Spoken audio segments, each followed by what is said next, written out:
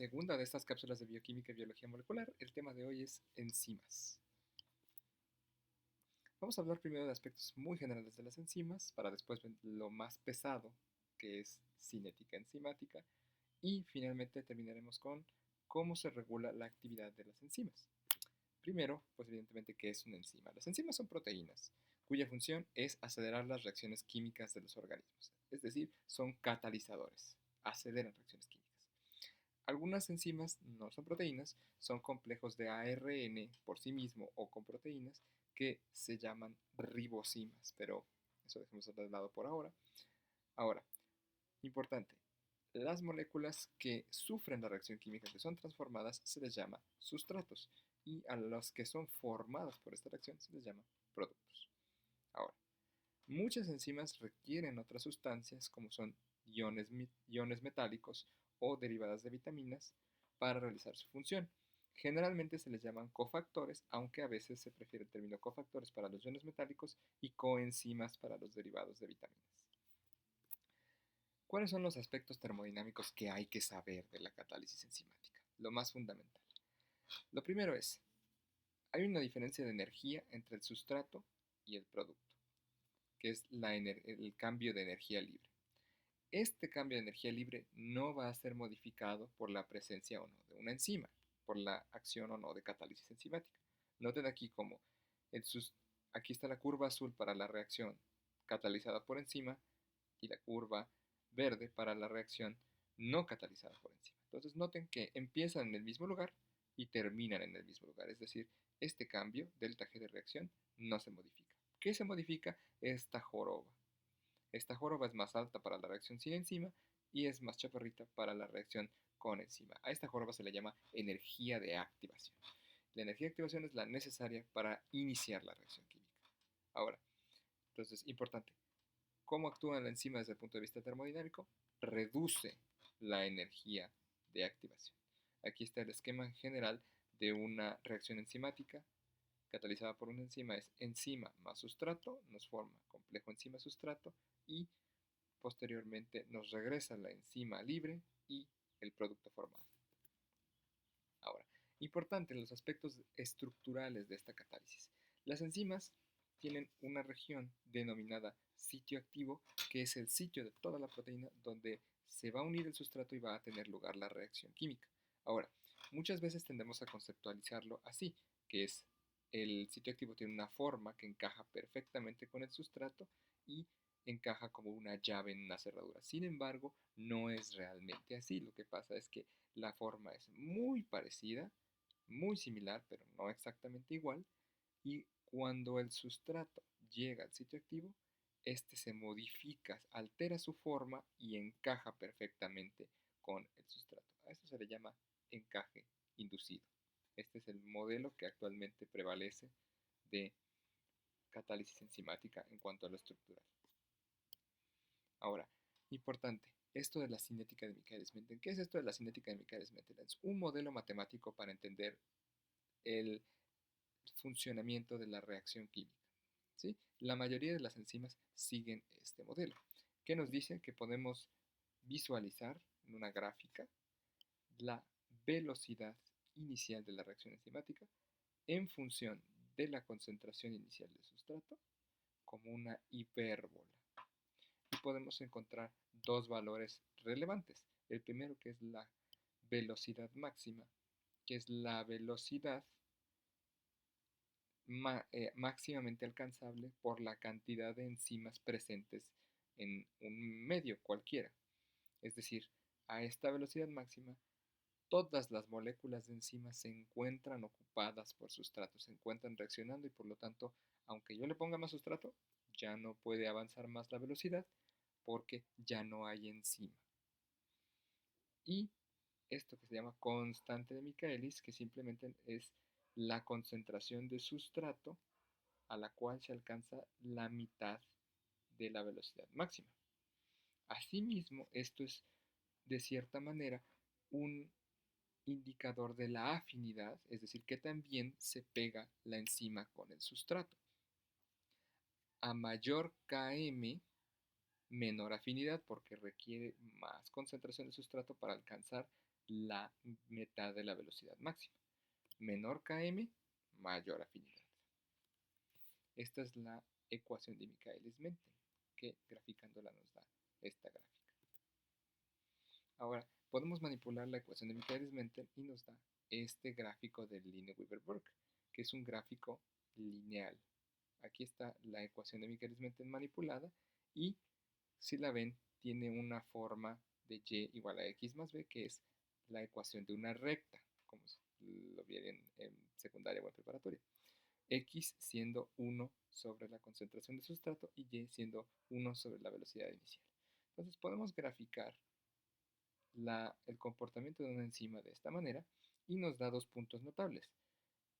La ordenada al origen, el punto en el cual la curva corta el eje de las y, de las ordenadas, y eso es igual a 1 sobre la velocidad máxima. Es decir, el valor en el cual se corta el eje de las ordenadas es igual a 1 sobre la velocidad máxima. Y el valor donde se corta el eje de las abscisas, que es igual a menos 1 sobre la constante de Michaelis. Entonces, si tenemos experimentos midiendo velocidad en función de concentración de sustrato, los podemos graficar de esta manera y encontrar Km y Vmax utilizando estos dos puntos. También nos sirve para estudiar los inhibidores, como veremos en un momento. ¿Qué es la inhibición enzimática? La inhibición es cuando un inhibidor, que es una molécula que disminuye la capacidad de la enzima de acelerar la reacción. Dicho de una manera sencilla, hace la reacción más lenta porque interfiere con la enzima. Muchas veces se parece mucho al sustrato en sí. Por ejemplo, aquí el etanol, el alcohol etílico, es el sustrato de una enzima que se llama alcohol deshidrogenasa en el hígado. Y noten que el metanol también es muy parecido al etanol, entonces puede actuar como un inhibidor de la reacción del etanol catalizada por la ADH. Hay tres tipos de inhibición: la competitiva, la no competitiva y la acompetitiva. Todos están representados en esta gráfica. ¿Okay? La curva A y su respectiva A de este lado es la enzima sin inhibidor, la enzima normal. La inhibición competitiva es cuando el inhibidor se une al sitio activo, solo al sitio activo. Entonces no se forma complejo enzima-sustrato y aumenta Km. Entonces noten aquí cómo la curva se hace más chaparrita y Km, aquí está el de la A, Km aumentó aquí a la B y cuesta más trabajo alcanzar Vmax. De igual manera aquí, Km se movió de aquí, digo menos 1 sobre Km se movió de aquí a acá. Pero la intersección con el eje de las abscisas de las ordenadas se quedó igual. Es decir, la velocidad máxima no se modifica. La no competitiva es cuando un inhibidor se une solo al complejo enzima-sustrato, es decir, la enzima se une al sustrato e inicia la reacción, pero el inhibidor se une a ese complejo y bloquea la reacción. Esto ocurre fuera del sitio activo y tiene un efecto exclusivamente en Vmax. Aquí tenemos la curva C. Km se ha quedado igual, ahí C, pero Vmax es más pequeña, ya no llega hasta acá arriba. E igual aquí, 1 sobre Km se quedó igual, la intersección con el eje de las X es la misma, pero la intersección con el eje de las Y incrementó porque 1 sobre Vmax incrementó. Y finalmente la A competitiva, cuando el inhibidor se une tanto a la enzima como al complejo enzima-sustrato. O sea, puedes tener enzima con inhibidor fuera del sitio activo o enzima combinada con el sustrato a la que se le pegue el inhibidor. Eso se llama inhibición acompetitiva, diferente de la no competitiva. Esto es representado por la curva D. Aquí vemos cómo se modifican tanto Vmax, ya la curva es muy chaparrita, y Km. Ya Km se alcanza casi luego. Y pues notemos que aquí, tanto la intersección con el eje de las Y como con el eje de las X es completamente diferente. Estos son los distintos modos de inhibición reversible que se pueden estudiar. Ahora, vamos a pasar a la regulación. Entonces, tenemos un tipo particular de enzimas que son fundamentales para la regulación, que se llaman enzimas alostéricas. Estas enzimas tienen sitios activos, pero también tienen otros sitios a los que se unen otras moléculas que llamamos efectores y por lo tanto su curva cinética es diferente, no son tipo Michaelis-Menten. Ahora, los modelos alostéricos pueden ser activadores, es decir, que aceleren la enzima, que favorezcan esa reacción. Por ejemplo, la curva B, noten que aquí se alcanza Bmax más rápido, o pueden ser inhibidores alostéricos, donde disminuyen la velocidad, bloquean, actúan de cierta manera, pues como los inhibidores que ya vimos, ¿no? Entonces aquí está, la curva tarda más en llegar a Bmax. Ahora, es muy importante porque las enzimas alostéricas son las principales manera, la principal manera de regular las vías metabólicas, como lo veremos cuando veamos metabolismo. Por ejemplo, puede ser una enzima que transforme un sustrato en un producto y que ese producto inhiba esa misma enzima, sea un inhibidor alostérico de esa misma enzima, y entonces reduce la velocidad de las reacciones subsecuentes que transformarán ese producto. ¿Ok? De ahí. El ambiente es algo importante, ya que tiene un gran impacto en la función de las enzimas. Son muy sensibles a su entorno. Por ejemplo, aquí tenemos una curva de la actividad enzimática representada por la velocidad en función de la temperatura para una enzima cualquiera.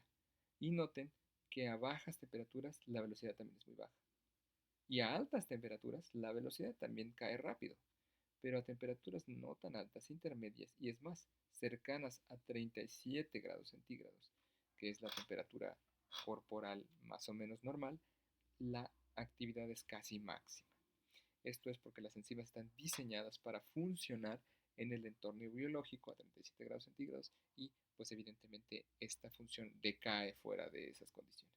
De igual manera el pH, por ejemplo, eh, también tiene una acción en la actividad enzimática. La pepsina, que se secreta en el estómago, tiene una función máxima, una velocidad máxima alrededor del pH de 2, que es compatible con el pH en el estómago. En cambio, la fosfatasa alcalina, por ejemplo, tiene una función máxima más o menos a pH 10, compatible con su nombre, ¿no? Alcalina. Esto es importante porque también puede actuar, no solo es un aspecto importante de la función enzimática, sino también puede actuar como mecanismo regulador. Por ejemplo, la enzima pepsina está activa en el estómago a este pH, pero cuando pasa al intestino, donde el pH es mucho más básico, por ahí de 8, cae rápido su actividad. Esto es para que no tenga un exceso de actividad en el intestino, ya que realiza su acción en el estómago, y las enzimas que se secretan en el intestino puedan realizar su actividad sin competir con la pepsina. Otros factores son importantes, por ejemplo, la concentración de la enzima, es decir, qué tan rápido se produce o se degrada esta enzima. Eso es muy importante. Pero esto es el mecanismo más lento, ya que depende de que la enzima se degrade y se produzca o no se produzca. La modificación covalente es otro mecanismo importante, es decir, se le añade un grupo químico a la enzima, como por ejemplo grupo fosfato, grupo acetato, etc. Por ejemplo, en el caso de los fosfatos se llama fosforilación o desfosforilación cuando se pone y se quita, respectivamente. Y esto sirve para que la enzima pueda ser controlada por otros mecanismos, en general algunos que hasta responden a hormonas en el cuerpo. Las enzimas pueden producirse inicialmente como simógenos, que son moléculas inactivas y que son activadas por otras enzimas o el medio. Por ejemplo, retomo lo que decía de las enzimas intestinales. Las enzimas que tienen acción en el intestino son secretadas por el páncreas y se activan dentro de la luz del intestino por otra enzima a su vez. Y esto tiene que ver con que son secretadas como simógenos inactivos y al activarse ya son la enzima con toda su función completa. Y finalmente tenemos lo que llamamos isoenzimas, que son enzimas con función similar y nombres muy parecidos en general, pero que se expresan de manera diferente en diferentes tejidos y en diferentes tejidos pueden tener diferentes velocidades relacionadas con la función de la enzima en ese tejido. Por ejemplo, la exocinasa en el músculo y la glucosinasa en el hígado, que son dos enzimas que catalizan el primer paso de la glucólisis en músculo y en hígado, pero tienen características muy diferentes relacionadas con su papel que veremos posteriormente. Y finalmente nada más les dejo esta tabla con la clasificación de las enzimas para consulta posteriormente porque pues hay nombres que se van repitiendo a lo largo de lo que es el metabolismo, ¿no? Sinasa transfiere un grupo, es una enzima que cataliza la transferencia de un grupo fosfato a partir en general del ATP, fosfatasa corta un grupo fosfato, lo quita, deshidrogenasa cataliza reacciones de oxidorreducción, etcétera. Esto es muy importante recordarlo.